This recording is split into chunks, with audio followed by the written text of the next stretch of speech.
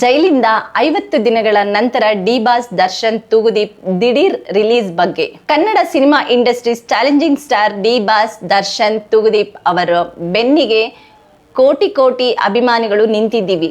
D boss Darshan Thoogudeep ಅವರಿಗೆ ಏನೂ ಆಗಲ್ಲ ಅಂತ ಚಾಲೆಂಜಿಂಗ್ ಸ್ಟಾರ್ ದರ್ಶನ್ ಅವರ ಅಭಿಮಾನಿಗಳು ಹೇಳುತ್ತಿದ್ದಾರೆ. ಅದರಲ್ಲೂ ಡಿ ಬಾಸ್ ದರ್ಶನ್ ತೂಗುದೀಪ್ ತಪ್ಪು ಮಾಡದೇ ಇದ್ದರೂ ಜೈಲಿಗೆ ಕಳಿಸಿದ್ದಾರೆ ಎನ್ನುವ ಆರೋಪ ಕೂಡ ಮಾಡುತ್ತಿದ್ದಾರೆ ಅಭಿಮಾನಿಗಳು. ಮಂಡ್ಯ ಟು ಇಂಡಿಯಾ ಈ ಬಗ್ಗೆ ಅದರಲ್ಲೂ ಡಿ ಬಾಸ್ ದರ್ಶನ್ ತೂಗುದೀಪ್ ತಪ್ಪು ಮಾಡದೇ ಇದ್ದರೂ ಜೈಲಿಗೆ ಕಳಿಸಿದ್ದಾರೆ ಎನ್ನುವ ಆರೋಪ ಕೂಡ ಮಾಡುತ್ತಿದ್ದರು ಅಭಿಮಾನಿಗಳು.